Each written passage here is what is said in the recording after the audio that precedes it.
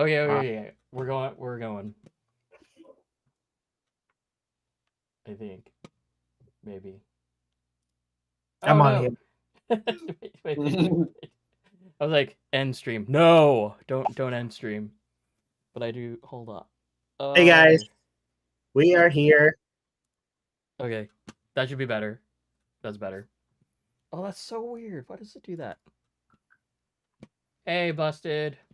Happy New Year. And welcome to the first stream of the year. So Right. weird. Like I see everyone else's like posts about like first comp of the year, first build of the year. It's all crazy. I'm hearing the feedback from our YouTube, so I had to mute it. Oh, right, So right. yes. Hey, I'm trying. Well, I'm not trying something different, but I think my audio sync for my screen might be a little off. Let me know if it is. Hey, Sam. Um, It's definitely off because we're a good like 10-20 seconds delay. that's not the offset that I'm talking about. Like Yeah. when you actually hear it. Hmm. So I just took a guess. We'll find out if it's right or not. Cool. Okay, so we've got special guest Jake, or also known as Mid Pack Hero. You already know John, so I'm not gonna introduce him. Damn, that's mean. Fine, you can introduce yourself. No, it's all good. Everybody knows me, John from Speed Style.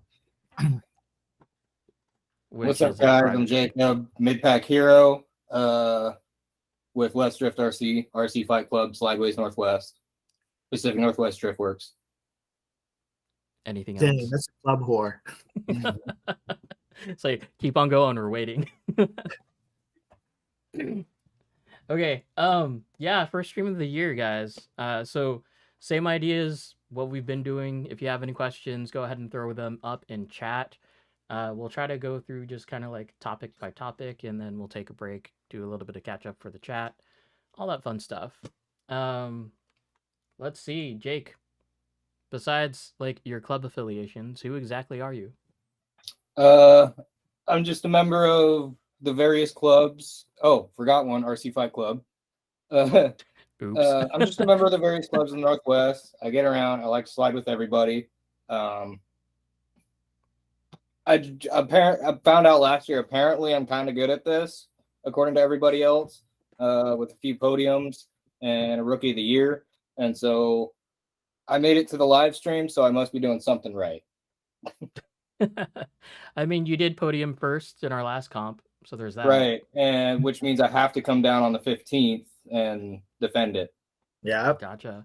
Hey, we've actually got some pretty well, I don't know if it's cool or not, but I think what we'll start doing is the first place winner of each competition will have free competition entry for the next competition. They just need to No. make it down. Cool. That'd be So we sick. have our first question. The beard is for style points. It adds style points, but that's to the judge. That's up to the judges. Or the question was, does the beard add to the epic drift skills? It's situational. Situational awareness, like proximity. Well, you never know. The judges, depending on who the judges are, they might not like beards. They might be like rock on. Some people think I'm Dumbledore, but that's just not the case, unfortunately. Well, we've got one of the judges here, so you can ask John if it does. Maybe we'll see. I'll have to chat with the other judges. Which the other judges are Elliot and Nick. So if you've already been hanging with us, you know Elliot for the most part. Nick is kind of like the Lone Ranger. Like he slides by himself and no, not by himself. He has John every so often and whoever else goes over. Although does he have a new track in his new house? Yes, so there is a track at his new house, but it is invite only at the moment, just because it's deep in battleground. Elliot and Marcus goes out there every now and then. I work like 20 minutes away, so right after work, I'll just go over there and do a couple hours and then head home. So yeah, Nick normally shows up at Hot Import Nights. He shows up in Albany every now and then if he's off. He's a dad, so he's got sports during school year, and then yeah. Okay. Okay. Hey, Jake, can you tell us a little bit about your home track? Like, where is it? What days? All that fun stuff. So the various clubs of the Northwest, we kind of don't really have a home track. We have a list of places that we meet where we're going to go set up a track on Tuesdays, Fridays, and Sundays. So the track is different every time. We don't know what it's going to be like. Guy Marsh runs Let's Drift RC. He doesn't even know how he's going to set up the track until he gets there and looks at the floor, seeing where it's going to be grippy, what's going to be cool. It keeps us on our toes, and that's kind of what adds to the, we'll say, reputation of the Northwest. When our guys go down to nationals, nobody wants to battle them. Wait, nobody wants to what? Nobody wants to battle our guys whenever they go down to nationals. Guys are scared of Matt Timmer. Guys were scared of Guy. The year before that, guys were scared of Michael Keene. They were scared of Matt again. They were scared of Bart. Pretty sure James went down. They were scared of James. Guys didn't want to battle our guys from the Northwest. Is it because we look different? Yeah, because we're too fly for them, man. Well, it's the beard. I mean, you go down there with that haircut, you're gonna. There might be a few lawsuits on your hands. Oh, really? Yeah. Okay. So I will say, Guy knows how to put up a track, and like, yes, absolutely, it's always awesome every single time, no matter how big, no matter how small. Like 2 years ago at the Hobby Expo, where we actually got to have 2 tracks. Mm-hmm. That was sick. It was. We had like the big thing, and then like the smaller track was actually easier to tandem with, so we had a lot of big trains on that. That's what I heard. Joey from RCFC, he's still talking about that side track that you're talking about. Yeah, I mean, I think we all are still. It's just we just need to kick out the boats, right? Because that's what didn't show up, or was it the crawlers? The crawlers. It was the boats that year that didn't show up because that was the first year they did 2 expos in 1 year. Right. Yeah, so that October expo that we did, I guess technically wasn't supposed to happen. Right. I feel like it was probably like catch up, in the idea of COVID. Exactly. Right, because it was in the midst of all that, because we had to wear masks that year. Yep, yeah. I'm going to write this question down before I forget. Okay, so go ahead. Go. Do you want me to ask the next one? I mean, if you want to go that way, yeah, we can do that. So Jacob, do you have any other RC things that you do? Well, I'm trying to get more into crawling. A lot of members of the Seattle clubs, especially Slideways Northwest, they're very involved with crawling, but I would like to get into a crawler more, and that's honestly strictly just because I want to have something to tow around the drift car. Nice. Okay. But yeah, I had a 10.3, loved it. It went anywhere I wanted it to.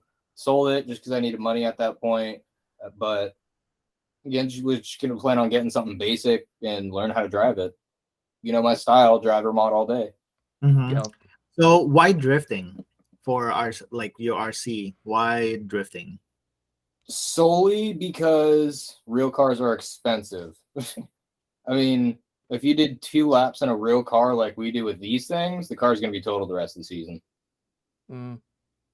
Yeah, I can see that. You know, as we turn laps for hours on end with these things crashing into each other, make sure everything's straight, just go back out. Mm-hmm. It's true.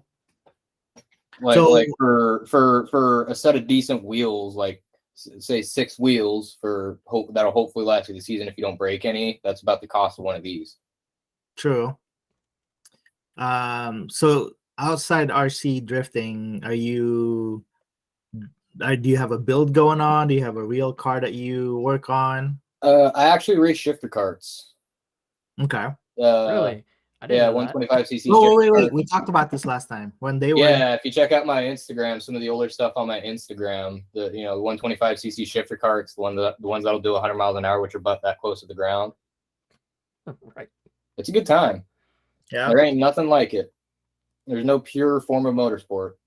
All right. Follow-up question on that. Can I drive one of the shifter carts when I come over to visit? How often do you go to Pat's Acres? Never. Never, because he goes to Spirit Peaks. Yeah. Okay, well, if you ever find, well, that's true because Pat's Acres hasn't done a drift event in a while. But if you ever find yourself in Canby, stop by Pat's Acres and run you a rental race. Or Tigard, they have Sidecart. There's a Oh yeah, we did that one. Yeah, there's another Sidecart up here in Seattle. They're actually both owned by the same guy who gives me free races half the time because he likes to watch me drive. Nice. But I shouldn't say that. That sounds braggy. Hey, that is a personal sponsorship. There's nothing wrong with that. All right. Pertinent questions that are in the chat right now. Jake, we already talked about second track. We need to kick out the boats. Although the boats were cool last year. Yeah, they were. Especially those fire boats. Right. Those are cool. Because they actually did a demo, right? Like they did. Fire. Like they had turrets and stuff. Mm-hmm. Nice. Those are cool. And then Ralph, welcome to our little stream here. The storm, we're not part of a storm right now. At least I don't think so. I know we were a few. Like, open. Hit him up on Instagram. Yeah. Oh, hey, Ralph is on here. I didn't see him earlier. Wait. From NorCal? Yeah. Oh, yeah. Mm-hmm. Are you reading the chat? Yeah, I'm like I forgot to switch over because I was reading the questions. Gotcha. Right. Okay, so Jake, let's get into it. The kind of the real reason why I wanted to bring you on here. We're gonna be talking about the MD1. Now, for those of you that remember 2 streams ago, not the one with Rob, but the one with just me and John, and it was. Oh shoot! Who do we have? Didn't we have Lance? No, was it Lance or was it? Wasn't it Todd? It was Todd. So basically, I spent like 20 minutes on the MD1, essentially bashing the build quality. Like, it's good build quality. I just had like personal things here and there about it. And then as far as that goes, my end conclusion was if you want a car that drives really, really good right out of the box, the MD1 is a great choice. And we're all talking about like how expensive the MD1 is. Like, I just want to get this on the table or off the shoulder, whatever you want to. Like, it's $700 off Super G right now, like retail cost. Mm-hmm.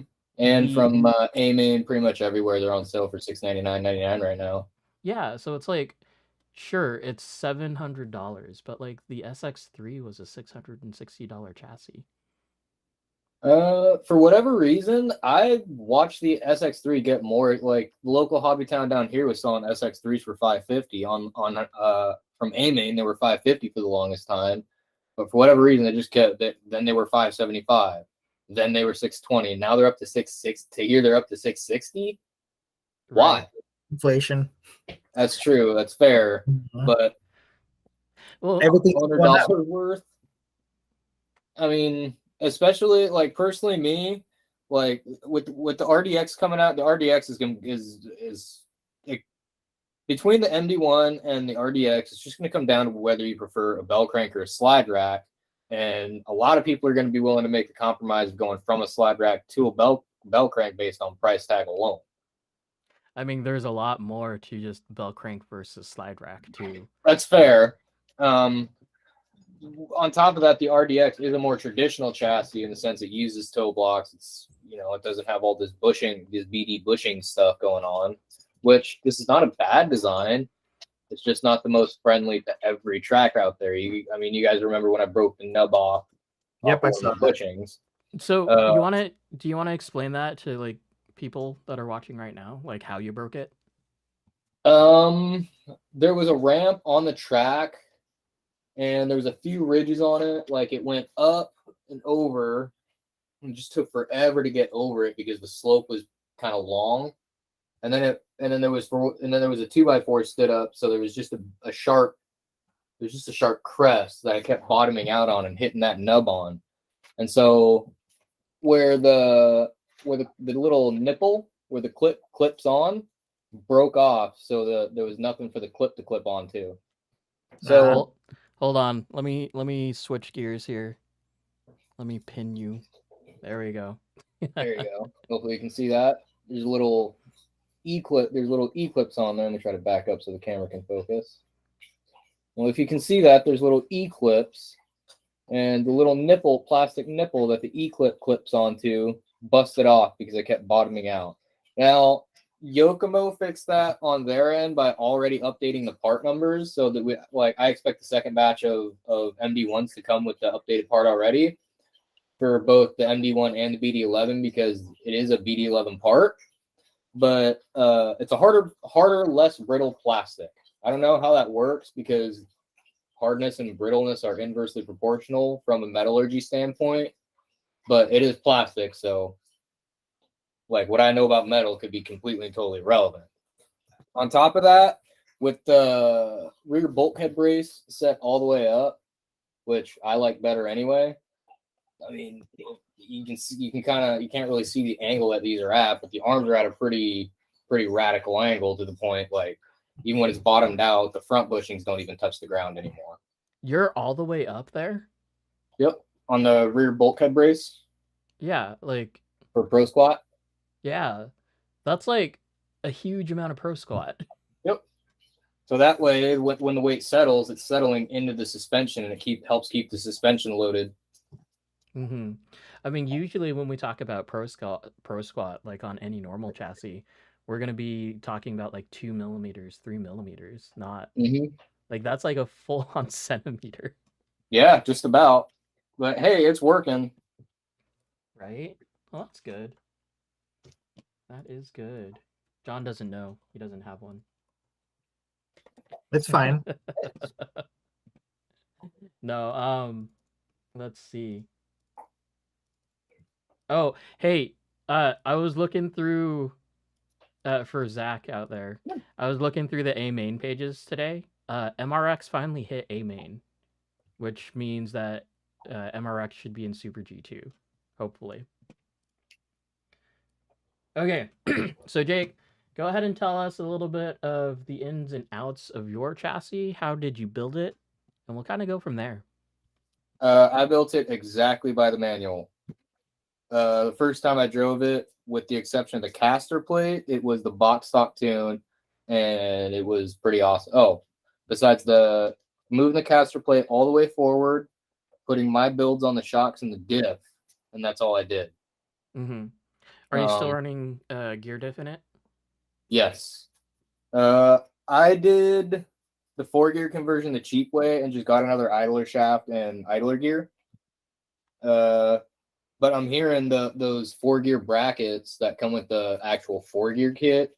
I think the part number is like MD1 it's just slipping right in with those 4-gear brackets. So I want to try it. I just don't have, I have the budget for it. I'm budgeting for it because that CLSD is that's $80 that's a lot of money these days. That's a tank of fuel these days. So it's still cheaper than the X-ray diff. I don't know anything about the X-ray. Well, that's an active diff too, isn't it? A centrifugal, all that whatever they're calling nowadays. Just Rhino did it better. What I hear. Plus, Rhino's build quality can't really be beat, from what I hear. But yeah, still stock gear diff. It's Yokomo 1000 CST shock oil with 2 of the plastic spider gears removed. It's like, I like it pretty open. These things make so little grip that to get any actual diff action, that's kind of just how open you want it. And I haven't really done. What's up? Did you replace the inside O-rings with the black ones? No. Okay. I think they came with like red or something, didn't they? Yeah. So for those of you out there, like the 2 gears, spider gears is a really big thing, as well as replacing those orange O-rings with the black ones. Um, give you a lot freer action because those O-rings, for me, when I was building them, it's like no matter what weight oil that you put in, like 1,000 versus 5,000, it all felt the same just because of the O-rings. And to further your point, I'm pretty sure even Super Steve, when he was running a gear diff, he needed to run O-rings. Yep, and that was a big thing. I think the carpet guys over in Japan, they're not running O-rings. They're running maybe like a drop of oil just to keep it lubed up, but it's completely open. Completely open. Yeah, when I filled mine, it was more than a few drops just to keep it gears. So right. Okay. What else do you have there? Everything on it is Yokomo except the Rev D battery. Put the Overdose limited edition spur gear cover on it because it was a gift. Thanks, guy. It's a lot of chassis. I drive it as hard as I possibly can, and it kind of calls me a wussy the entire time. Like I chuck it into a corner as hard as I possibly can, and it's like it just kind of laughs at me and wants me to chuck it even harder. It's not something that I would put in the hands of a beginner. Like as a first I don't think it's a good first chassis just because it's kind of a handful. Like now I'm kind of when I had the Golem, my Plastic Fantastic, I'd let everybody drive it because I was pretty proud of how well that thing drove.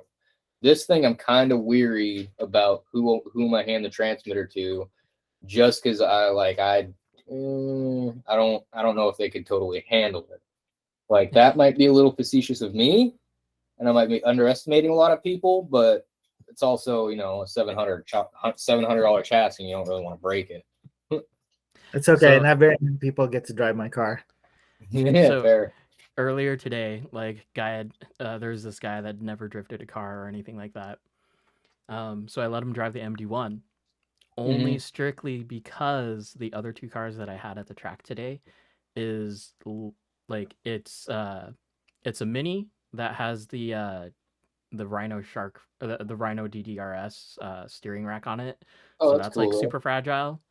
And then I also have the Shark, which also has the same front end, which is also super fragile. So you're brave. Yeah, because I saw him run it right into the guardrail. Ugh. See, that's why there's only a handful of people that drives my car or can drive my car. Like if I hand somebody my transmitter, they know I trust them. Right. Oh, hey, so going back to that 4-gear transmission, like I didn't get any brackets in mine. Like it was just the idler gear and then the plate, the diff slide cover thingies. You didn't get an idler gear? No, I did. I don't. Oh, you got the idler gear. You didn't get the shaft though. No, he meant the bracket. Oh, yeah, you were talking about the bracket. On the diff. Oh, that's what you're talking about. Okay. Yeah. Okay, so I got the 4+2 or whatever it was. Yeah, I know what you're talking about. That's the one that comes with the 4-gear kit. Yeah. If I read it right though, that doesn't necessarily make or break the 4-gear transmission. That's just for diff height. That's it. Right. Yeah, that's why I say I cheated and just got another shaft and an idler gear. Yeah. There's in fact the idler gear I had was for it was a YD2 idler that I just had in my pit bag. Right.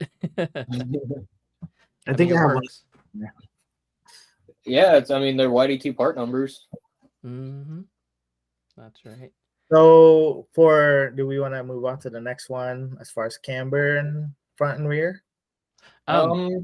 Yeah. Oh, I know I'm running 1.5 degrees in the rear.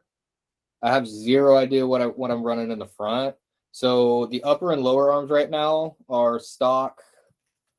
Are per the manual, the upper turnbuckles should be 18 mil exposed, and then 4 big notches on the lower arms. I left it like that, and the adjustment that I made actually just before is moving the upper arms in and the lower arms out. I don't know why I did it. I'm kind of just trying stuff at this point. There was a reason Matt Timmer told me to do it. I just don't remember what it is off the top of my head. It probably has something to do with roll. Yeah, I want to say that's it. And then I also moved the front shock position to the lower position on the shock tower to get more droop. So now I have no preload and still have all the travel I ever need. Right. Plus more, which is optimal. At least that's what they told me in short course racing. Like, truth be told, when I came into drifting, like most everybody else, I knew absolutely nothing about it. I kind of just set it up like you would think a real drift car, and it's worked out pretty good so far. Mm-hmm. Gotcha. Nice. Do you know what your degree of camber that you have on your rear? On the rear, it's 1.5 degrees. And then for toe, so on the MD1, there you can see this bracket here. Right. And then you guys that have built one, you know that these holes where those bushing, where you put the screw to go for the bushings to mount the lower arms, those holes, they're slotted sideways. So you can twist the lower arm a little bit. I have mine set up so it has as much toe as you can get out of it. I think that comes to 1 degree total, and that's static. Right. Unless you call the side-to-side play from the ball studs on the bottom like an extra 2 degrees. Yeah. It's crazy how much. See, like, I'm sorry. I was just gonna say what's kind of nice about this chassis is when Yokomo brags about refining a drift chassis, like they kind of really don't just give you what they know you're gonna use, and there's nothing extraneous. Like you see the Rev D knuckles that have a million different holes on them. Like you're not gonna use 90% of those. You're just not. So they only gave you what you know what they know you're gonna use. There's nothing extra. The slide rack, it's only a single bearing instead of 2 bearings stacked on top of each other.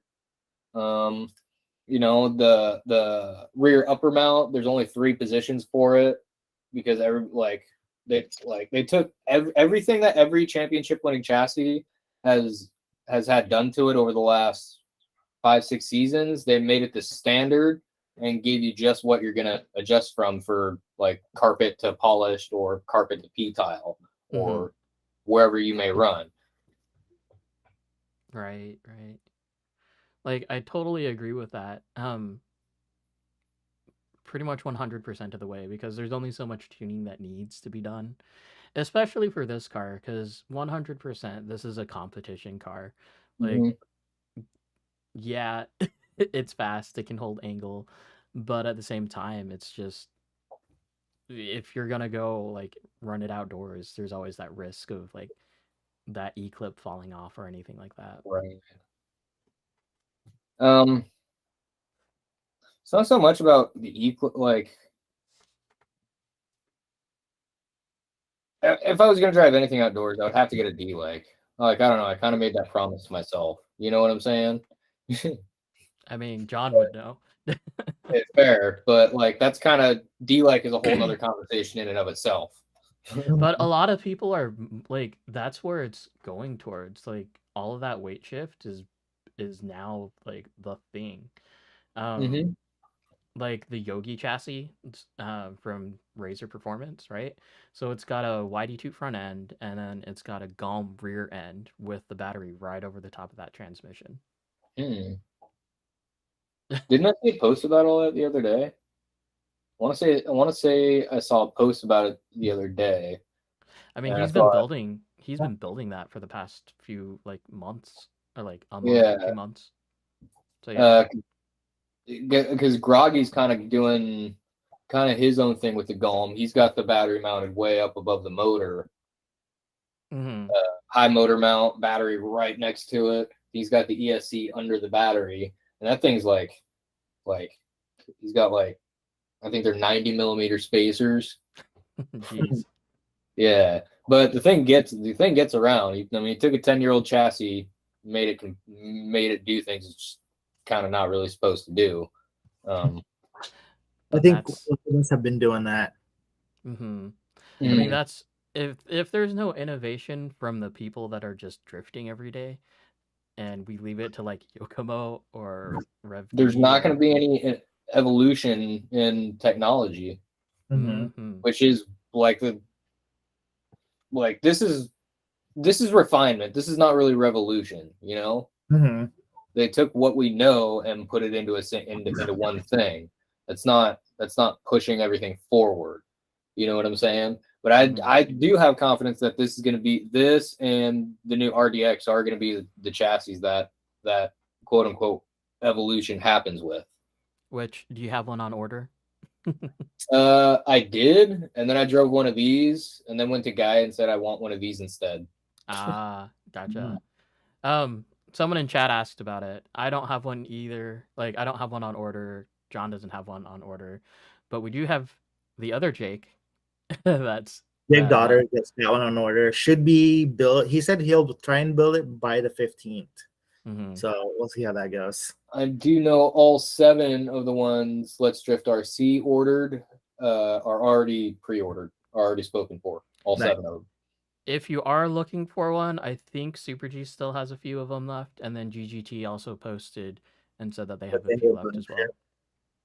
I mean, literally, what, 270? 270 is like somewhere around there.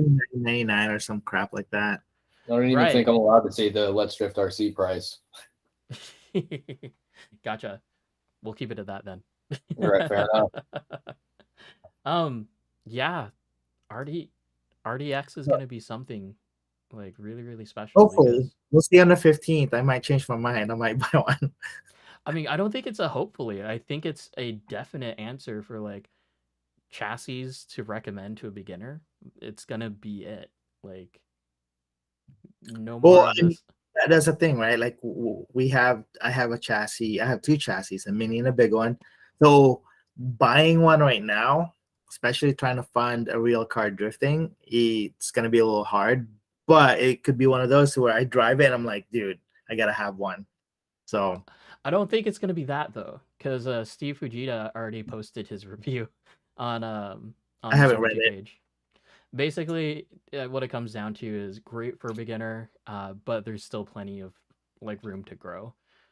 So whatever our Rev D is gonna do, like I bet you can expect a full turnbuckle kit, all the stuff that you would need, and blah blah blah. Yeah, gear conversion.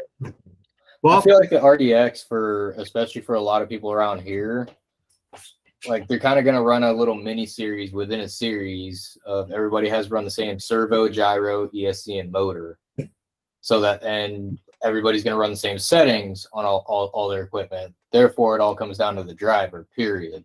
And the RDX is a very inexpensive it makes comps that are already fun. It adds another layer to it. Like another challenge, because then it's it's a driver mod at that point.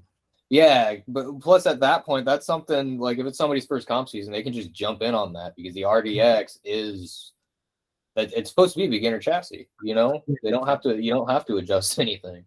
It drives like it's going to drive like a championship winning car out of the box. Yep.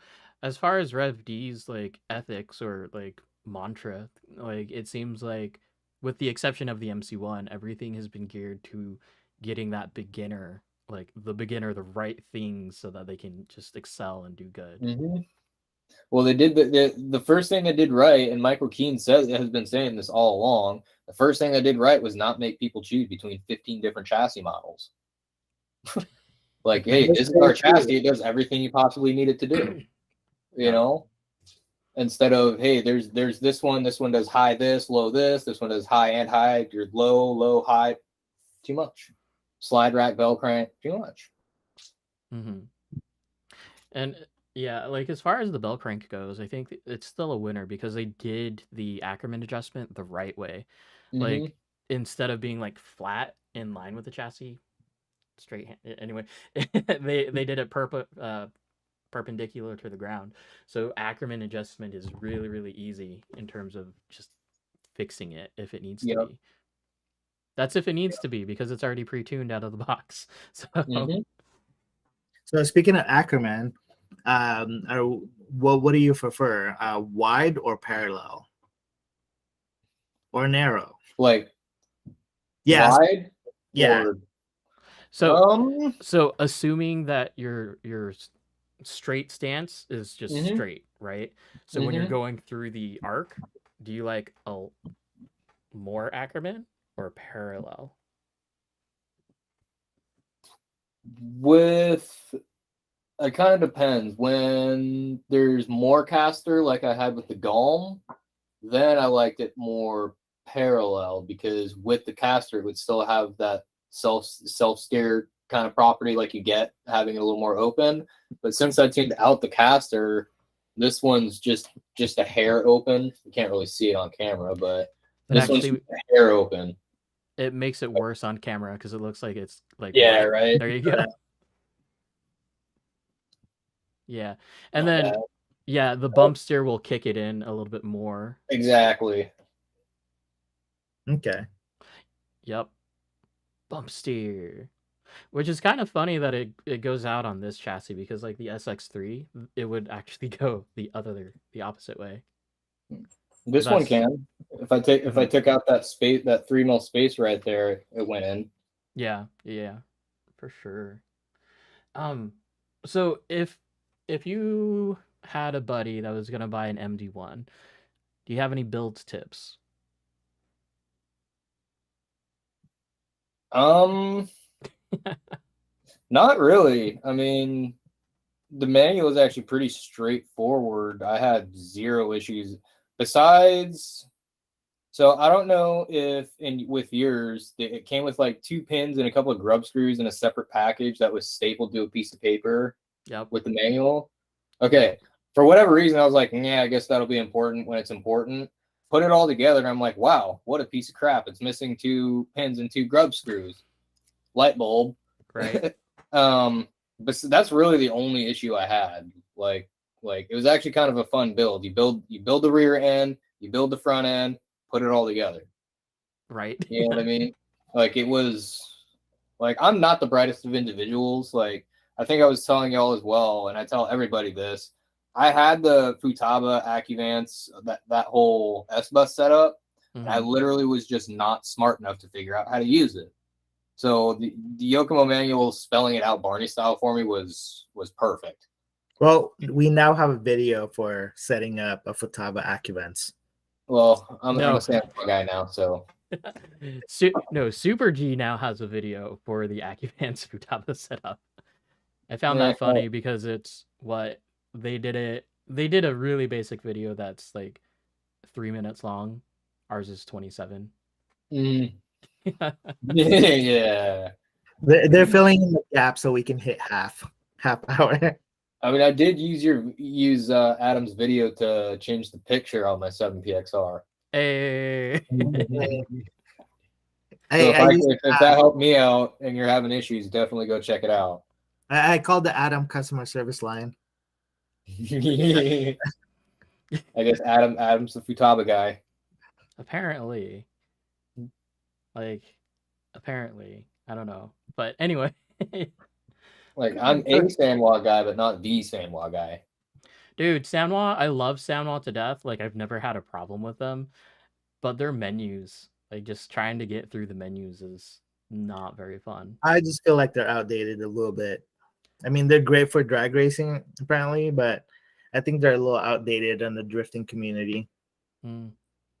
No. Define outdated though. Like it does. Like besides the S Bus capability, Sanwa has theirs. Like the yeah, Vortex does the same SSL. thing. But from what I understand, that's really difficult to get set up.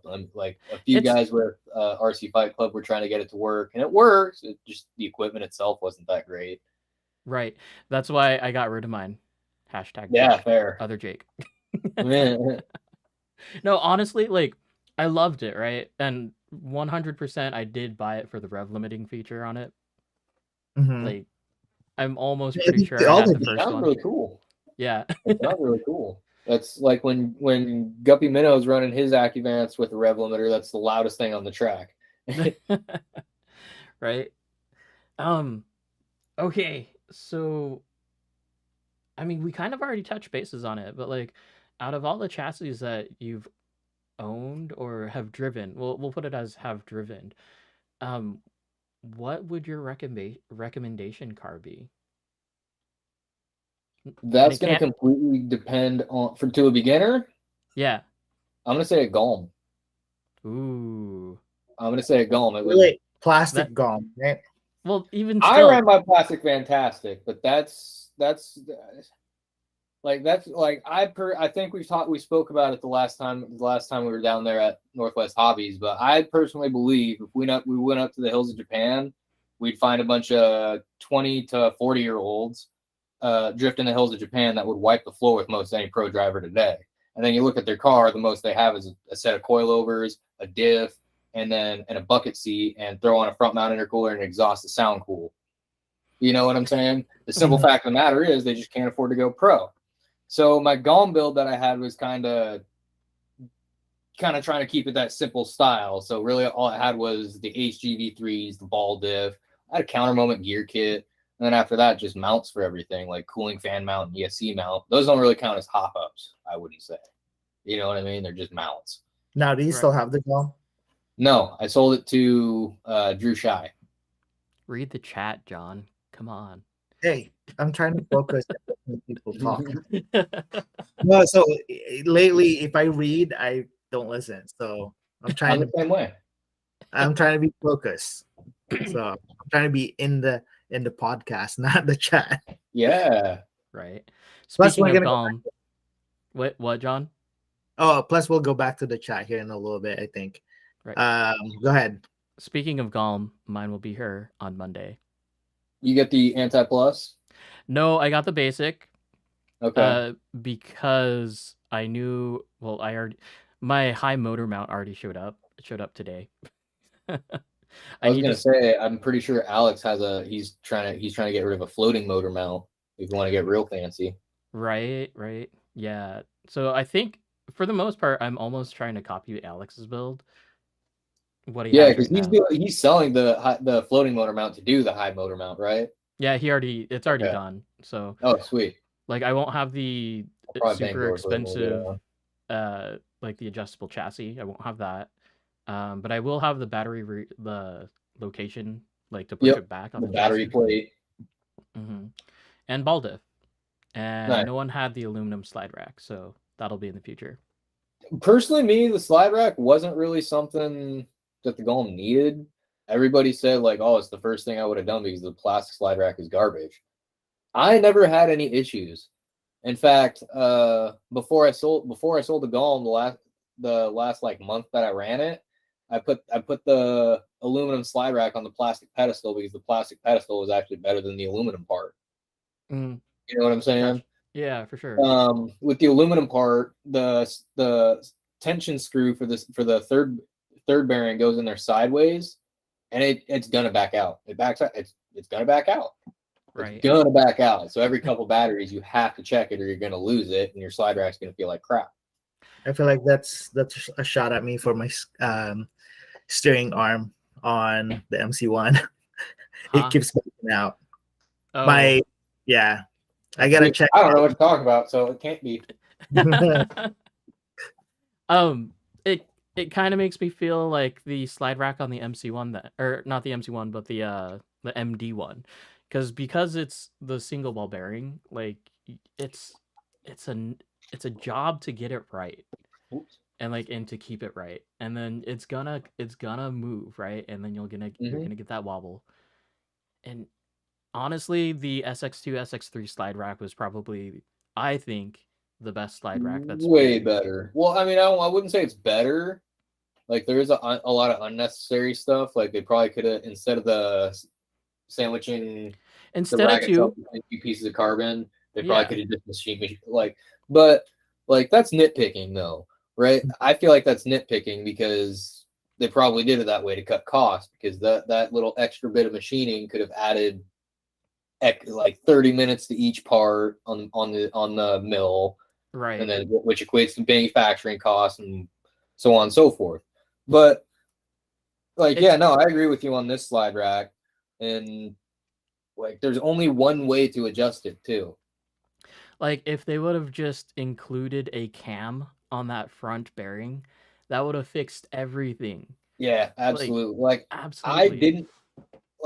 I at first didn't like that cam design that they had with the SX3 slide rack, but now I totally understand why they did it, because this, like, it's just that one nut. For those that don't know, there's a little nut in there above the bearing, and so you loosen the bolt through that nut, push that bearing in as hard as you can, and then tighten the bolt back up from the bottom. There is a hole that lines up with it, but it's not perfectly straight, and it's kind of you got to tear apart half the car to get to it, just to get the slide rack right. And then 2 sessions later, it's just going to wiggle its way back out, and you're going to have to do it again. That's when I discovered Loctite is your best friend. The red one since. Right. I mean, I was told not to use Loctite on plastic, and I'm coming from a plastic golem. Because doesn't it more so it lubricates it, right? So there's more chance of it to come out. That's what I've been told. I don't actually know that, but that's what I've been told.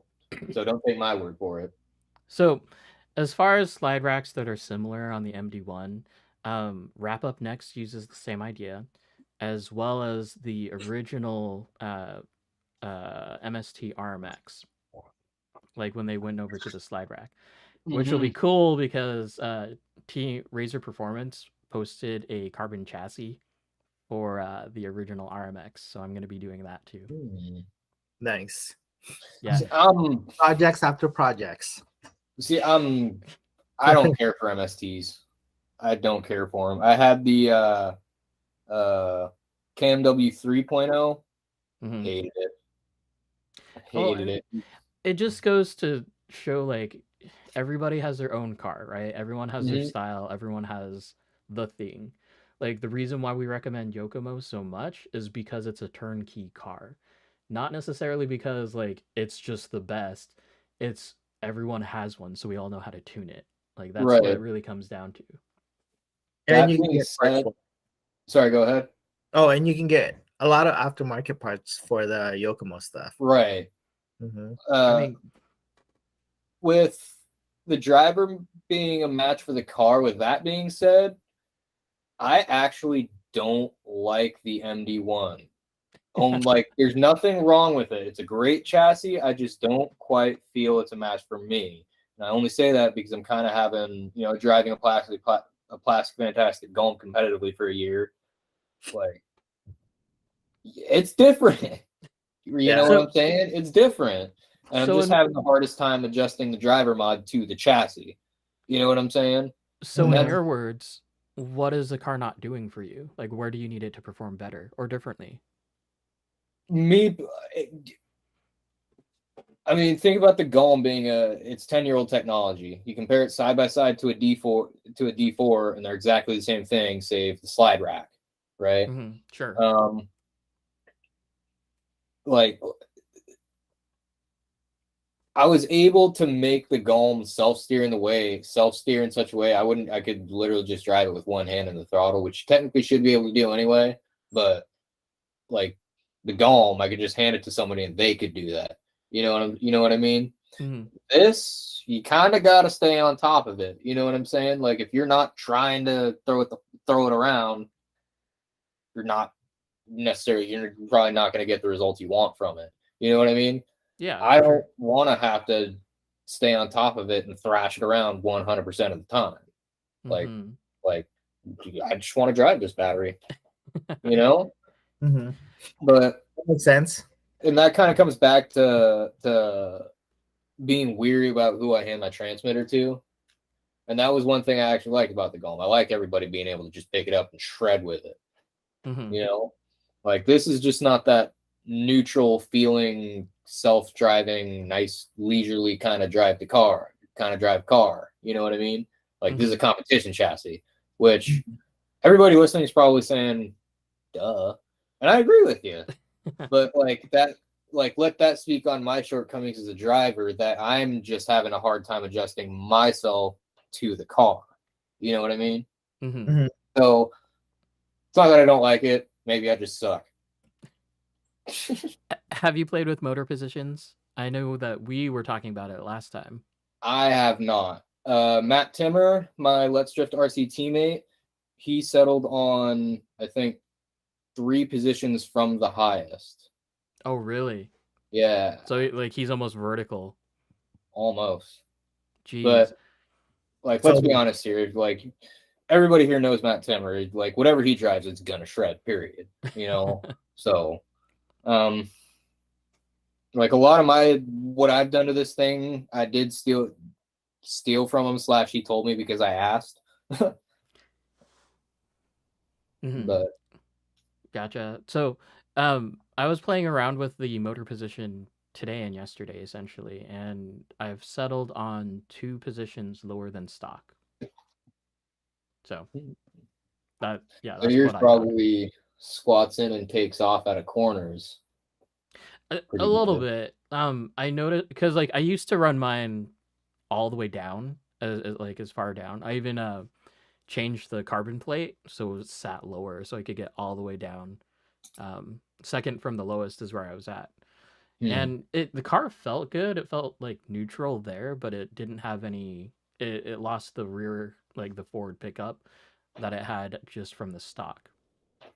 So now my balance is two positions lower than that. Okay.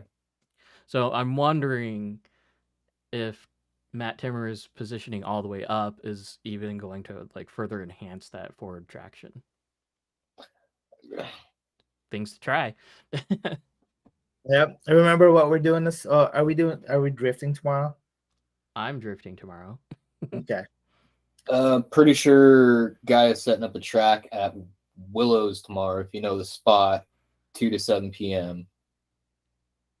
Cool. It's outdoors, right? I'm sorry? It's outdoors. Outdoors, yeah. Parking garage, man. We're underground. I mean, hey, Rob Nick's track, or not his track, but that track, it's like a parking lot of a bounce house of a trampoline place. So it's awesome. Yeah. Yeah, get in where you fit in, man. Mm-hmm. Like I know a lot of the members of RC Fight Club before me, like they were drifting where they could. Most places kicking them out or calling the cops. Mm-hmm. Because apparently a bunch of grown men trying to play with our toys is a crime. I mean, yeah, it's a weird thing. It's the world is weird now. Right. So, let's see here. Oh, hey Brandon, if you're still in chat, the RDX is not a fixed motor position chassis. It has a low and a high. So just want to clear that up. I wrote down that question a while back ago. Phil says, "Can you swap the slide rack?" No, you cannot swap the slide rack from the SX3 to the MD1. Different bulkhead, right? Correct. Yep. It's not that the YD2 bulkhead is taller, because like it's got these 2 rails that come up straight, like this one does, but this chassis is 2 decks. On the front end. Space in between, right? I saw items, but I didn't really check it out that hard last time I was in Lebanon. But I'll see it tomorrow. Yeah, so it's not that this bulkhead is shorter; it's that it doesn't go down as far. So there's no space to really. But like the bulkhead will be way up here, and then it's just not practical for bump steer or really anything. Right. But like they're based on the same design to each other, but they're not compatible with each other whatsoever. Okay. Plus, like even just the rack itself, single bearing versus a YD2 dual bearing, Yeah. Mm-hmm. Oh, hey, that's the Yokomo motor, right? The purple can. Yep. This is a DX1 13.5R. They're not selling them with titanium rotors anymore. And they're different sizes. So the titanium rotors that they sold them with were 7.25 by 12.5, and the steel rotors, I want to say the part number is D067. They're 7 by 12.5, which just means more RPM. Mm-hmm. I think I might have Right. that back. Bigger rotor, more torque. Smaller Smaller rotor. diameter, more RPM. Yep, that's right. Okay. Not diameter, overall length of the rotor, but yeah. Yeah. And because I'm bougie, I did the titanium screw kit. FYI, the Yokomo torque motors are not for drifting. Even though that they say they are, they're not. Like, it's basically an instant drag brake. Mm-hmm. Dang. Which some So people like that feeling, but then they never use their actual brakes. right. Um, so as far as the titanium shaft goes, like Jake Daughter will be happy. He's the only one that I've known to snap a shaft. No, Like, you're not. well, I've snapped one. well, Oh, I didn't know wow. that until just now. Yeah, if you check out my Instagram, it was the second to last session we ever had at Emerald City Drift Drones and Simulators. Which is where Let's Drift RC had their track, and then the owner of the drone arena just shut the doors and it was done. What was I saying? I lost my train of thought. What were we talking about? Motor Shaft. shaft, snapping titanium shafts. Oh yeah. Like looking at it, you could actually see where the imperfections in the it's in my pit bag right over there. I'll probably show it to you when we come down for the comp on the 15th, but you can see where the imperfections in the titanium were, and you can see where it vibrated and eventually snapped. But I've broken one too, so that's like I thought I was the only one until just now. I didn't even know that happened to Jake Daughter. Yep. I do think that it was because the way that the MC1 was designed, it really pushes the way that the pinion has to mount on it, I've because seen it. it's not like right up there. It's like a Way full centimeter. Yeah. Yeah. Uh, Which is something it looks like they kind of did the same thing on the MD, but it's not quite as bad. mm-hmm. I know I had a problem with my ZX transmission in the idea that not the never mind. It was completely different. Yeah, never mind. Not the motor or anything to do with it. David, uh, we as far as Travis 2 comes up, like we have a guy that's ordered one from RC Mart but has not seen it ship out yet. So he's waiting. Is that speaking of Jake Daughter? Yep, speaking of Jake Dodd. All the things, right? Great guy, that guy. Jake. Team Jake. Yeah. Hashtag Team Jake. Yeah. Hey man, we're dangerous when you get us both in the same room. That's too much winning for y'all. Hey, so who is showing up on the 15th other than you? We've got me, Guy, Matt Timmer, Guppy, that's Jacob Von Pine, Rosendo Hernandez, Watt Boys, Kenny B, Jeez. Robert Bob Polson, Eric Stevens, Jariah Purvey Sage, and then El Driver O, Chris. Y'all met Chris at the last comp. Yeah. I believe Chris will come down and be doing some media again. Oh, as well as NFP Jordan, NFP Digital Drift Media. He'll be down there as well. Tone, Slideway, good bit of the Slideways Northwest guys. Taco, Johnny Sevilla, O'Crawl and B-Tone, John Summers, Brandon Gwynn, apparently. Yeah, Brandon's going. If you guys are getting Airbnbs and hotels, so like we're coming down in force. Yeah, So, holy crap, you guys. Guys, or Uh, you guys to show up. Yeah, we're about to at least double the bracket. Yeah, That's no joke. Holy crap. So, all of you Oregon boys, you better show up. I think this is a way of them to call us out that they're gonna bring the whole crew. So let's all show up and compete. Y'all got a state to defend. Technically, you already won it last time, so Yeah, That's true. there's that. That's true. I was Hey, trying but to be nice. we already have judges. Yeah, we already But- have judges. Zach, you're too late. You need to go to the beginning because it was all the way at the beginning. And I think I've told you in person too. So yeah, Like that's on 4 you. times. But we got a lot of guys coming out. We're trying to make it a true battle for the Northwest. Right. That'd be awesome. I think this is I could see our comps growing, and I mean the Northwest, right? Like we're all just gonna as a whole start driving together. And Jake, you traitor. Oh my gosh. Not you. Jake Daughter's a Washingtonian now, isn't he? Does he have a Washington license yet? Damn. Friggin' A, traitor. It's okay. His car's gonna be broken that day.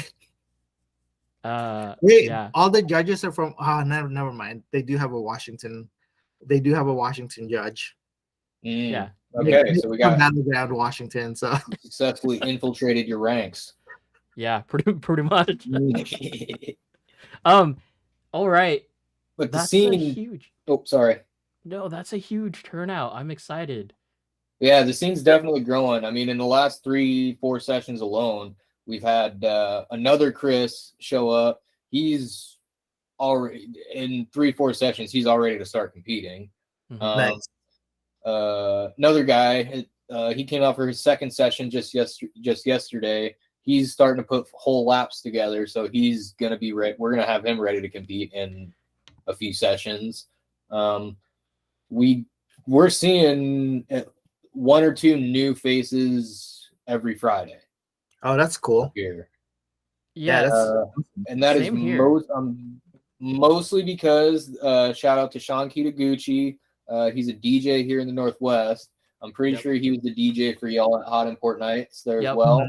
Mhm. Yeah, he's been getting us in at all the big shows, Hot Import Nights, Import Expo, any big show that's happening in the Northwest, and he's the DJ. He's gonna have a drift track there, Yep. and that's what's really been helping get our name out. The second part is actually having like half the people that because you guys experienced it when people came to a car show, but they were all paying attention to the cars that were actually driving around, even if they weren't real. You know what I mean? Mhm. So half the people watching this is asking, "Yo, how can I get into it?" Tremendous help to have Guy there with his shop set up to go talk to that guy right over there. You know what I'm saying? Mhm. So That's pretty awesome. like, Let's Drift RC has done a lot to really actually get people into it. You know what I'm saying? Mhm. So Guy is one of the guys in the Northwest, along with Jake Daughter, that's really pushed the hobby along to try to get people to, like, not just get people to take it seriously, but like just to get it to grow as a whole. You know, especially like all y'all that have been doing this for a minute. I've been doing this for a year, but like all you guys that do this for a minute and that I'm catching up to now forces them to get better. And all the guys that are kind of just getting into it are now forcing me to get better, and we all level up together. You know what I'm saying? Mhm. Then we go to nationals and compete against all these clubs that have like 50 guys that show up every week, and now we're competitive against them. Yep. You know what I mean?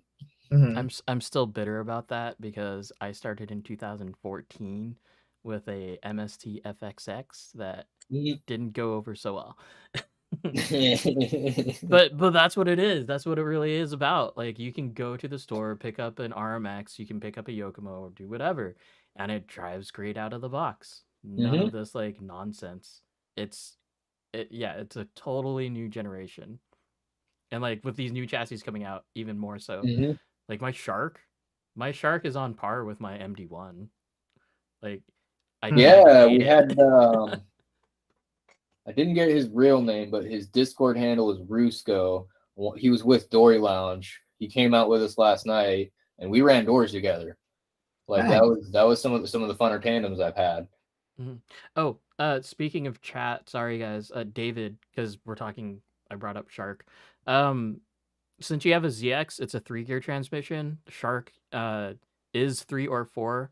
I'd recommend 4. Everyone's going 4, especially in MD1 world too. Anyway, I've seen a few people like how tame the MD1 drives with a 3-gear.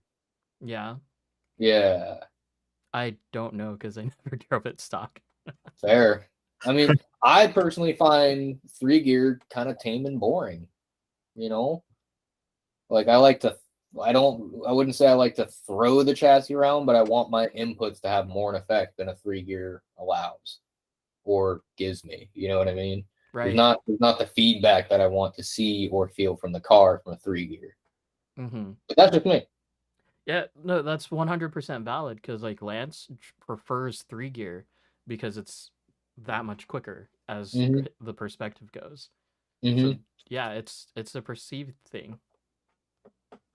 It absolutely is personal preference because, like Lance, some people do prefer not only the responsiveness but that tameness and balance of that the car will have. Like it's not going to be great anywhere, but it's going to do everything you want it to do. Right. So totally off topic. I know in racing worlds there's like a fully billet aluminum chassis, and it has a laydown 5-gear transmission. Like it's crazy. I've seen what you're talking about. They're using those on no prep cars. Not for drag cars, for like off-road buggy. Oh. Like it's the weirdest thing ever. Oh, I just realized I think I am a 3-gear and a 4-gear transmission because on the Mini I think it's a 3-gear. Yeah, you have a Z, so Yeah, 3-gear. so it's a 3-gear and then 4-gear on the MC1. On the Midnight Mini chassis. Yeah. Nice. What's yours? You still don't have one of those? I don't have anything that I could convert. This is my only chassis. I'm balling on a budget. While we all are balling on a budget. You can get. Yeah, it's like what is that, $1,400 chassis? We don't talk about those things here. Before I did the stuff I didn't need to do, actually, I think I spent $1,345 for everything. See? But then I had to do the purple big bores. Then I had to do the purple spur gear cover. Then I had to do all the purple hexes. You know, I'm bougie like that. You're at $1,600 to $1,800. Yeah, I'm bougie like. Well, I mean, the purple spur gear was like $28, but yeah, nickels and dimes add up. Mm-hmm. Is that the ESC? Is that an RPX2? Or it is an RPX2. I personally could not get an RPX3 to work right, even after all the updates. That's just me. But like I told you before, I'm not of the brightest of minds. I couldn't even get the Futaba stuff to work right. So I just said, screw it. I'm going back to an RPX2. You're not the only one that's had troubles with the RPX3. So, like, something... That's what I've heard. Something's happened. Like, honestly, I think when Rev D comes out with their ESC, it'll be, like, the BL Pro 4, like, Gropner ESC. That or the RPX2. Which, I don't mind the BL Pro 4. Mm-hmm. Or even the R160. The GGT actually just released their product drop that they got. They have BL Pro 4s in red now. Really? Yeah. Now, I don't know if that's just a fan or if it's like the full thing like they did for the RPX2. Who knows? Okay, I'm going to stop like looking at everybody's posts on the new items because it makes me just want to buy one. Yeah. So, Nick Hayes has a comment in chat. Built a KMW clone. Now, is that just like you upgrading your RMX, or is that like, did you just get to that status? Put that in chat. Or is that FXX? Because you brought up FXX too. Put that down. And I'd also want to know if he built a KMW from all the option parts, or if he actually used the limited edition KMW chassis because they came with a battery position that does not come with any of the option chassis. Gotcha. So one thing that I was noticing on RC Mart is that the new RMX 2.5S is starting to, like, those RTRs are starting to come out. So no more no more of the ring and pinion gears for those RMXs, which will be Nice. great. Although I don't Like, think as you can much as drop. What? sorry, I was gonna say, as much as I feel like MSTs are just not good cars, they really, like you said earlier, they really did do a lot for getting people interested in it in RC drift, with just simply by having an RTR available that drove pretty decent out of the box. And they also came with cooler bodies instead of just a basic. You can get a freaking Lamborghini. Well, no, I mean, like they have the wide body GT86, and yeah, I think they're doing their Rocket then Money Yep. E30 now. Yep. Or So I have the Rocket Money E30. Supra. I'm considering getting one of those bodies actually, even though I'm not a BMW guy. I just like how it looks when it's painted properly. I'm waiting for MST to drop their basically their addiction ripoff for the GR86, because they're gonna look identical. It's just one is gonna be one piece, and then addictions is what, like, Which, front and rear clip. even if it is a ripoff, I'd rather have the MST body, because MST bodies are amazing. Like, they're actually nice and thick. They come with everything you need: mirrors, spoilers, wiper. I like MST bodies. The wipers not so much. Both on the E30 and the Mustang body have been stickers. So yeah, my the SOAR were stickers, weren't they? but it's still easy enough. Like the Yokomo $6 bag of windshield wipers. I've got like 3 of them sitting in a box over there. Yep. They're easy. Let's see. I feel like we're being really spastic right now. Well, because the main part of it is done, right? Like we already talked to Jacob about his chassis, so yeah, that was just banters. And now David is asking, can you go over some positives and negatives of 3 and 4 gear transmissions? So the main difference that I know about is when you go to 4 gear transmission, it goes to anti-torque. So your motor and your wheels are spinning the same. Just like so, if you watch Jake spin, now the spur gear is going the opposite direction, but the motor pinion's going the same direction. So the rotational mass of the motor when it's shifting, it's not gonna lash. It's not gonna like lash out and cause any instability. The benefit of the 4 gear over the 3 gear is that it will cause your car to naturally squat more under acceleration. So it's more of a dig type of thing instead of just having your wheels kind of rotate. Any comments on that, Jake or John? It's you pretty much got it. I mean, the weight, it's also the weight of the spur gear that helps pitch and roll the car fore and aft. With the 3 gear, the car, like, one's not necessarily, it's like the 3 gear versus 4 gear conversation is kind of like the slide rack versus bell crank conversation. One's not necessarily better than the other. It's just what you want to feel. 3 gear is going to be more tame and balanced, and a little more neutral to drive. With a 4 gear, it's going to throw the weight of the car around more. It's going to pitch and roll, which does on the straightaway equate to more traction. The downside of a 4 gear, especially on some MC1s, not everybody's, but the problem that they were having was the rear, too much rear weight coming up, and they didn't really have any brakes. Is that one of my problems? Is that what I'm experiencing? Maybe. I mean, it could be, right? Because I feel like I am experiencing that problem with the MC1 here and there. With the Mini, I feel like I have more traction with a 3 gear. But I have to drive. I haven't driven in like a month. So that goes. I think that goes more back to my whole like motor position thing, like how Matt Mm-hmm. Timmer's running his almost vertical, or two Mm-hmm. positions from vertical, and how I was moving mine up. Like I also moved my MC1 mini motor to the top, and now it feels like it has a lot more forward bite than it did. Like my cars are usually they push, right, so you need to drive them hard, but they're usually pretty neutral once you like get into off power turning, right? Like when you're in a transition. Um, yeah, like high. I wouldn't have said this 2 days ago, but higher motor seems to be like working really, really good for our concrete surface. So, FYI, for those that are coming down, check your motor I position.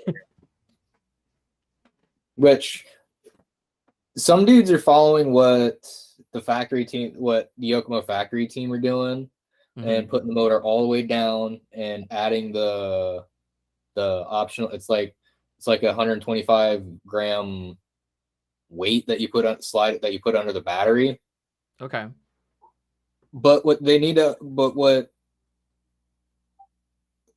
that's because they have to have that at least 1,000 grams over the rear weight. I weighed this thing the other day and it came out to like 825 grams over the rear axle with the body on. Yep. So like that's kind of something they have to do. Um, Yeah. Yeah. So that's over in Japan, right? Correct for RCDC. Right. Um, Now I know that we've talked about it before. So RCDC rules today is a minimum of 1,000 grams of the rear axle to 1250, and you have to stay with that in that window. Um, we're not doing that anymore, by the way. The only rule that we really have is like I'm not even gonna check like overall dimensions. We're not gonna be that picky. But we are gonna do the 1,100 grams over the rear axle rule, and that's about it. Um, we probably will get pretty picky once the Super G comp sessions or season starts. Like that's when Mainly you're because probably going to start measuring rear bumpers and tire poke and stuff like that. yep. The big one that I know that a lot of people will run into here is going to be that 5 millimeter poke, like the maximum of 5 millimeter poke, because a lot outside of yeah. brass. So it's measuring from your wheel arch of your body and no more than 5 millimeters beyond that. Okay. So there's that. Now, does that include sidewall or is that just the tread surface of the tire? So I've heard it both ways. I don't know actually, Okay. because all I've been measuring is like straight out to the edge of the tire. Like Okay. if you were to put a straight edge right up it. Yep. Yeah, I know a lot of guys would get called out for that. So I definitely would. right. um, let's see other rules that might hinder. 30 mil. Your rear bumper can't be more than 30 mil above the ground at its lowest point. But that's only like for those who try to run a cut bumper. Like every car that's gonna be there, Yeah, it's gonna like be mine. normal. I don't know where it is. Yeah, like mine. I usually trim my bumpers just because I don't like the way that most rear bumpers on bodies today come. Mm-hmm. That's really it. Gotcha. Um, and like honestly, the size of the box that your car needs to fit in is huge. Like Lance's not his Boso van, but his other van, his purple van. I think it's a Mm-hmm. Hyas. Hyas. The high That's it. ace. High ace, yeah. Yeah. That's competition legal. Yeah, actually, isn't the max like it's a 275, right? No, it's a standard wheelbase. It's Oh, just it looks big because of the extended front and rear. That's oh, it. Other that's than kind of that, cool. yeah, it's standard 257. Nice. Um, And his vans are freaking cool. yeah. um, that one year at Hobby Expo where those two Boso vans, I don't know who owns the other one, but it was the purple one. I have a picture of it. It was pretty sick. Um, as far as the rules go, like the rules are pretty wide open. As usual, Mm. it comes down to judges, right? Um, And as much as I want to try to like keep the rules as black and white as they can be, there's so much that just They're relies on subjective to every style. situation. Mm-hmm. Mm. Yeah. So good luck, John. Yeah, it's not gonna be too hard. Which I'm really glad Super G added to their rule book that, or I don't even think it was Super G that added it to their rule book. The local judges here from last season, James Kotzbauer and Drew Shy, to eliminate any questions of whether dudes were forcing like there was a couple times I'd slam my brakes to try to get somebody to hit me. So they made it plain and clear, like, look, we're comparing your lead run against your qualifying run. And if your lead runs are that much different than your qualifying runs, that's when it's going to start counting against you. Well, if I was slamming the brakes where I wasn't slamming the brakes before, that's why it How counted against me. how would they check that though? Like, are they recording every run? You're not recording every run, but like we as a club have driven around each other enough to where like we just kind of understand each other's habits, which like it's not always 100% reliable, but when you watch somebody make the same run so many times, you know what to expect. You know what I Mhm. mean? Yep. They've done a pretty damn good job at it the past couple of seasons. We did have a couple of judging conflicts last season, but it's nothing that wasn't solved with like I don't want to say a menial solution, but they ended up not being problems in the long run because Super G ended up rewriting their rules to eliminate the problem that it would have presented anyway. Mm-hmm. You know what I'm saying? Yeah. I mean, as far as Super G rules go right now, like if you want to contest the judge's call, you have to do it like right then and there. Mm-hmm. And there's also a fee to be able to contest. At that level, they're like, especially coming from a motorsport world, there's a motorsport ladder for a reason. Mm-hmm. You know what I'm saying? Yeah. At the end of the day, really and truly, Super G's not making any money off of this. Mm-hmm. I mean, yeah, because of nationals, everybody knows the name Super G, but at the end of the day, it's probably costing them money to host nationals, host the raffle prizes.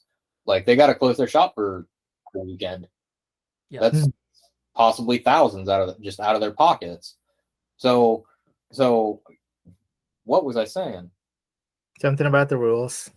Well, ladder system in Ladder system. automotive motorsport. So when you get to that level, like personally, me, I feel like that's something to be expected. Like the highest level that I've raced is the regional level in karting, and you're teched at the end of each session, right? If you podium in any of the sessions, they hand you back a box of parts.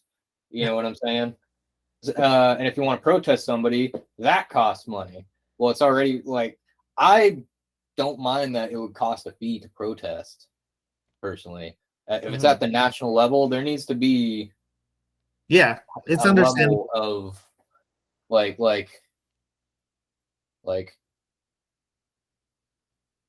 when I first started with RC Fight Club, it's a regional. They're regional. You know what I'm saying? So when I first started competing, I was just thrown straight to the wolves, getting eliminated in the first round every round, just because I just wasn't that good. Well, if there was something club level where there might not even be an entry fee, maybe a spec tire, not really controlled tire, that I might actually have a chance at going a few rounds in, well then I would have a lot more fun. Not only have a lot more fun, I'd actually be battling and developing my skills to get up to that next level. Mm-hmm. You know what I'm saying? But it definitely makes sense. Well, but the other side of that is RC drift as a whole, it's just not that big yet. Mm-hmm. You know, and that's really the biggest problem most of us run into when trying to push everything forward. It's just not big enough yet. Like when we want to go try to, we were talking about just getting a space in a mall where we could set up a track and people walking by will see it. You know, worst case scenario, they'll go down to the kiosk and get at some WL Toys piece of crap. Best case scenario, they'll hit up, one of us, they'll hit up Guy with Let's Drift RC and they'll get an actual drift car. Mhm. But the simple fact of the matter is, everybody thinks we're just playing with toys. Well, yeah, we are, but it's something that people actually enjoy. Mm-hmm. People race RC cars. Yep. People don't think that's dumb. It just depends. It's perspective. That's fair. Mm-hmm. I mean, one of the new guys, his name is Jordan. He literally bought his RMX last week someday, like within this past week, right? Today's Mhm. Saturday. I think he bought it on like Sunday, something like that. Um, so he already did that. We already got him set up with a new radio, like day 1 or day 2, whenever I met him, right? And he's already bought my PDS mix as the upgrade. So he like the guys that are showing up at Northwest, like it seems like they go full wood and go balls to the wall for like high level drift stuff. Like Brady, he Mhm. bought Zach. He's the owner of your Galm now. We have very very mixed feelings on how you drilled the pistons. My golem? No, no, no, no. Oh, Alex's spare Galm that went to Zach that got sold to Chris, then then a whole handful of changes. okay. Anyway, anyways, yeah. So Brady has this chassis and is now like 100% full bore like Overdose. Like even talking to the guys at Overdose directly for either tuning advice or just like the parts that he needs. Mm. So like it's crazy, crazy, crazy, crazy. The thing Um, about Overdose is like they're kind of a lot of guys will tell you this, but Overdose is kind of notorious for selling parts that you either don't need or can't use unless you get buy 3 other parts that is going to end up costing you like $500 for a few parts. That hashtag sounds like C real drift cars. Yeah, hashtag right. And CLSD.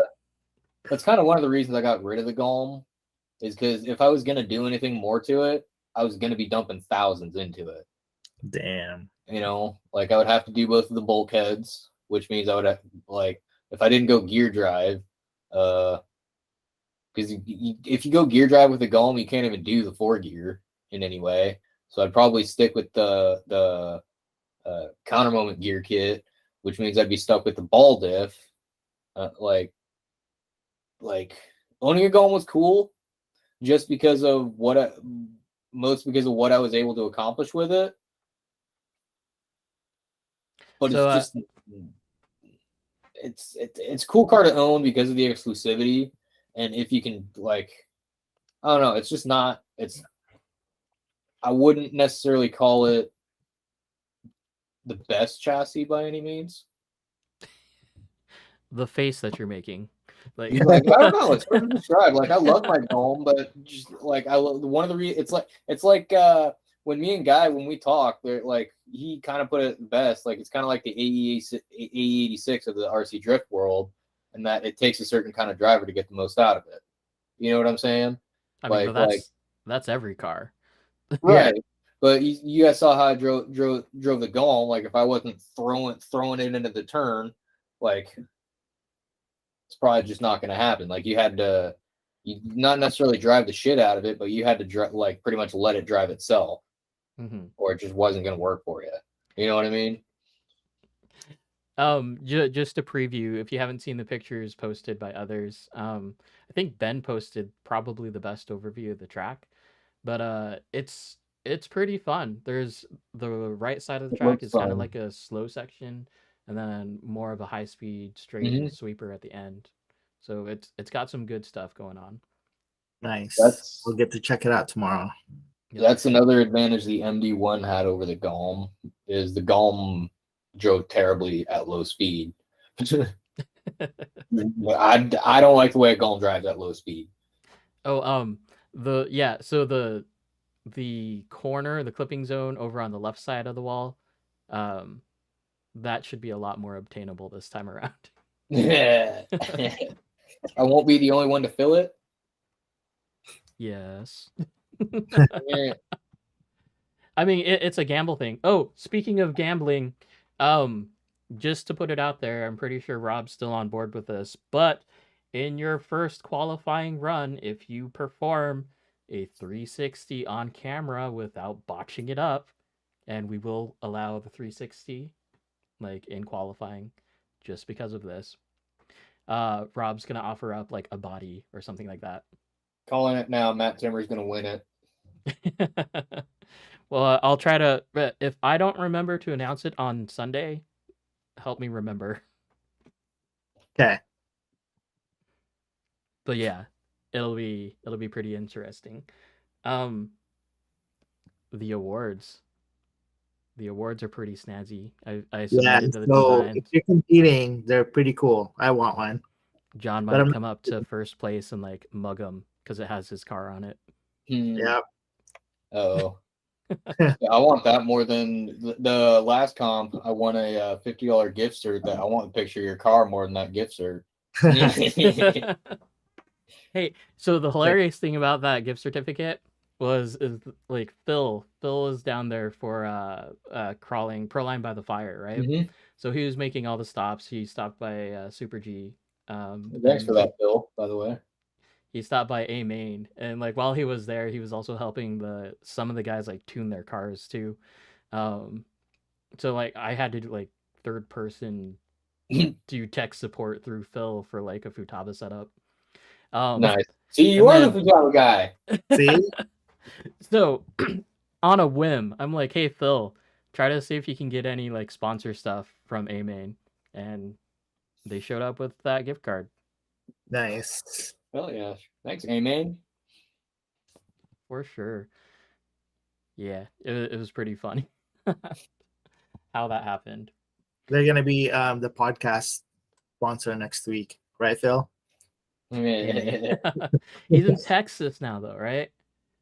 So that's Hey, Yeah, he is. He moved to Texas, but Jacob's in Seattle, and we're talking to him. yeah, right. But Oh, I'm pretty sure Phil's already made the commitment to come out to the comp on the 15th, so we'll see him on the 15th. that is to be determined. Like I keep on poking him, so That's fair. He's talking about me. He was talking to me about how cheap plane tickets are. yeah. Dude, Boo. he just said no. Did he? Yeah, he just said no. I won't. I'm sorry. Butthole. Wow.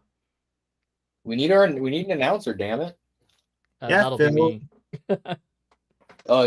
You're announcing this one? Yep, that'll be me. Word. Because yeah, I fail to compete. Why? Too much drama for me. It's not even the drama. I just enjoy the tuning and the building. Oh, fair enough. Like I don't competition's understand cool. those. No, I I know- know a lot of people like that. I mean, Michael Carrazza, he travels all about the Northwest. I haven't seen him in a minute though, but He you know, was he travels here- all around the Northwest. He gets it on track, but he just doesn't care to compete. He was here last week. Oh yeah, Yeah. yeah, I haven't seen him in a minute. Yeah, he disappeared for a little bit. Mm-hmm. And then I pulled up to Northwest and saw his BMW. Nice. I'm like, you can't miss that thing. No, Not at all. and then he's got a matching drift car, which is kind of cool. Yep. Everybody knows who drives that car because it's in the parking lot. Oh, let's see. Did we miss anything in chat? I don't think so. I don't think so. We were covering it as we go. Zach says that you need to this is at you, Jake. That you need to drive his McFantasy, which is a MC1 with a fantasy front end. I saw that. Okay, yeah, bring it out to the comp. Let's see. Anything else? Apparently he's going for my doors on Sunday or tomorrow. Oh. Hey, if I get hit, you're eliminated from the competition. Judging call. 1 week before. Wow. That means everyone needs to be nice to John. No. I mean, don't do that. See, people could complain about fixing matches, but A, we're not under commission. B, if we were, it'd be an entertainment commission where it's actually legal to fix fights. Speaking of, did you know the NFL is actually not a sporting commission? It is an entertainment commission, which means they are legally allowed to fix matches. Ah. All right, guys. The GoFundMe is gonna be on the chat. Yeah. Thanks for having me, guys. Yeah. Dude, it's Do you good have to have anything you. else to add to this tonight? No, I hope to see you all on the 15th. Everybody be safe until then, and let's battle it out. For Hell sure, yeah. man. I'll be down. All right. Like, John, do you want to hang out for a little bit? Yeah, I can hang. Okay. And then Jake, you're taking off. Yeah, I still gotta go grocery shopping. Oh, good Gotcha. luck. Okay. All right. Well, Thanks for having me, guys. yeah, we'll see you next week. Sounds good. Okay. Talk to you later. Later. See ya. Hey, I did it right. Nice. I had my settings all right. So just going over a few things in chat. David is asking for more, like the tips on the shark kit. Another thing that came up to me is the way that you want to. It depends on how you want to mount the rear suspension. If you look at Steve Fujita's or like mine, I have like I think they're like 8. They're really long standoffs off of the rear arm to mount your rear suspension on the back side of the shock tower. I saw another picture recently where the top was mounted on the inside, like towards the front, and then the shock just kind of fell into place at the bottom. So either way, take a look at it, see what works out for you. But that's really all that's it for the shark. Oh, so if you haven't gotten the shark yet, you and probably many others, and for me, the whole steering bit, the servo horn isn't splined, and that's like kind of the biggest downfall of it. But there's like a plus and minus part of it. So just make sure that you like tighten that down pretty well. It is aluminum, so don't like reef on it too hard. And then when you're setting your gyro endpoints or just endpoints as a whole, start from low and then go high, because when you have a pretty decent servo, if you go all the way over, it's actually gonna knock your alignment out just from the torque and the throw of the servo. So go the opposite way when you're trying to adjust your endpoints. And I think that's it for this shark. So John, when are you getting an RDX? Never at this point. Right now, any money that I get is gonna go on the big drift car. Just because that's the goal for this year, is to really go after drifting and learn. So maybe we'll see. Right now, all the money from Christmas and whatever I got is just gonna go on the big car. Yeah. I mean, as far as basically everyone that I know, you all need to like say, if I have a plan, you need to tell me no, because these past 2 months are a little bit not financially responsible for me. All of us did that, especially at Christmas. Christmas was just kind of like we just spent money.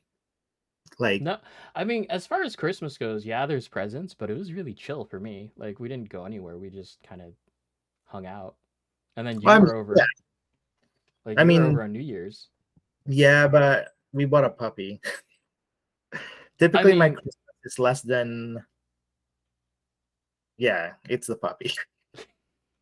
Like, I mean, dude, I was buying puppy things. Like, I was buying a new collar, a new leash, food. I was trying out new food.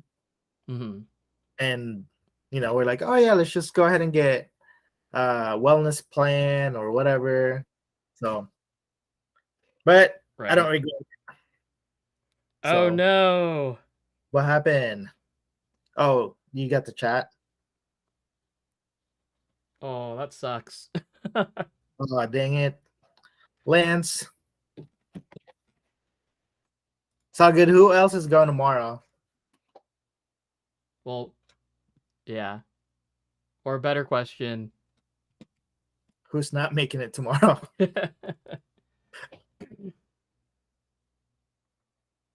Yeah, he's going to be out tomorrow. That sucks.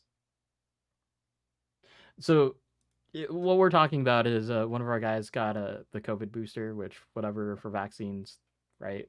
Um, but yeah, I felt like crap the day after, and one day after that. Like it didn't knock me completely out, but it did suck. Like I couldn't get warm.